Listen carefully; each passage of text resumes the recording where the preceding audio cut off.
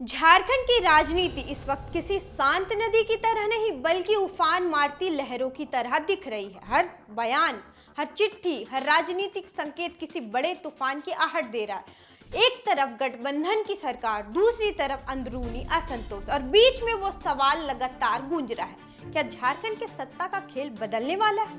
क्या कांग्रेस और झामुमो के रिश्तों में दरार अब खुलकर सामने आ चुकी है, या फिर किसी नए राजनीतिक समीकरण की नींव धीरे धीरे रखी जा रही है? क्योंकि जब नेता खुलकर सवाल उठाने लगे और जब सरकार के ही मंत्री अपने ही पार्टी पर निशाना साधने लगे, तो समझ लीजिए कि सियासत में कुछ बड़ा पक रहा है।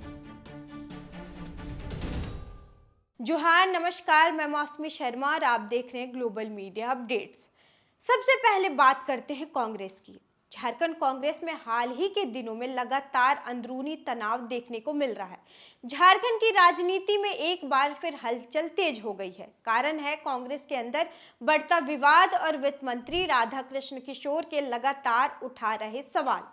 पिछले कुछ दिनों से राजनीतिक गलियारों में चर्चा है कि पार्टी के अंदर सब कुछ ठीक नहीं चल रहा है और अंदरूनी असंतोष धीरे धीरे सामने आ रहा है। यह पूरा विवाद तब शुरू हुआ जब झारखंड कांग्रेस में नई प्रदेश कमेटी का गठन किया गया। इस कमेटी में 300 से ज्यादा लोग शामिल किए गए थे, लेकिन इसके बाद ही सवाल उठने लगे कि इसमें संतुलन नहीं रखा गया।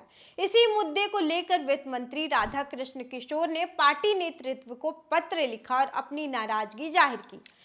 प्रदेश कांग्रेस अध्यक्ष पर भी सवाल की बौछार की। आरोप लगाया कि नई कमेटी के गठन में पारदर्शिता नहीं रखी गई और कई वर्गों की अनदेखी हुई। पार्टी के भीतर आदिवासी, पिछड़ा और अल्पसंख्यक प्रतिनिधित्व को लेकर भी असंतोष गहराता नजर आया। सूत्रों के अनुसार कुछ विधायक और नेता इस्तीफे की रणनीति पर विचार कर रहे हैं। हालांकि आधिकारिक पुष्टि अभी नहीं हुई है, लेकिन इस बयान के बाद राजनीतिक हलकों में यह चर्चा तेज हो गई कि क्या यह असंतोष अब खुली बगावत की ओर बढ़ रहा है। क्योंकि इस मुद्दे के बाद क्या वजह है और क्या कुछ झारखंड मुक्ति मोर्चा और कांग्रेस को लेकर संभावनाएं देखने को मिल रही है, यह सब देखते हैं। पिछले कुछ समय से राजनीतिक हलकों में यह बात कही जा रही थी कि झामुमो आने वाले समय में अपने दम पर सरकार बनाने की स्थिति पर विचार कर सकता है और पांचों चुनावी परिणाम आने के बाद यह विचार एक बार फिर हवाओं में तैरने लगा है। राजनीतिक विशेषज्ञों के अनुसार इस चर्चा के पीछे दो मुख्य कारण हैं। पहला, आप सब जानते हैं, कांग्रेस की कमजोरी की चर्चा। पिछले चुनावी नतीजों के बाद कांग्रेस की स्थिति पहले जैसी मजबूत नहीं दिख रही है। इसी वजह से गठबंधन के अंदर संतुलन को लेकर सवाल उठ रहे हैं। अब राधाकृष्ण किशोर ने भी सवाल उठाए हैं। दूसरा, जयराम महतो का बयान। बजट सत्र के दौरान विधायक जयराम महतो ने यह बयान दिया था कि झारखंड में भविष्य में ऐसी सरकार बन सकती है जिसमें ना बीजेपी होगी ना कांग्रेस और झामुमो अपने दम पर सरकार बना सकता है। इस बयान ने राजनीतिक बहस को आगे बढ़ा दिया था। बाद में सरयू राय का भी बयान आया कि अगर ऐसा होता है तो वो खुली समर्थन देंगे। इन सब बयानों के बाद यह चर्चा मजबूत हो गई कि कहीं कोई नया राजनीतिक समीकरण जरूर तैयार हो रहा है।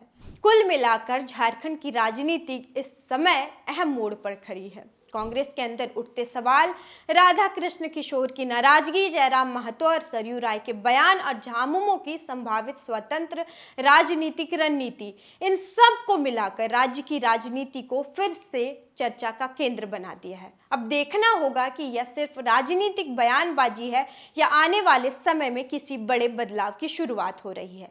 फिलहाल कांग्रेस के अंदर जारी खींचतान, झामुमो की राजनीतिक चुप्पी और विपक्ष की सक्रियता, ये सभी मिलाकर आने वाले समय में बड़े राजनीतिक बदलाव की जमीन तैयार कर सकते हैं।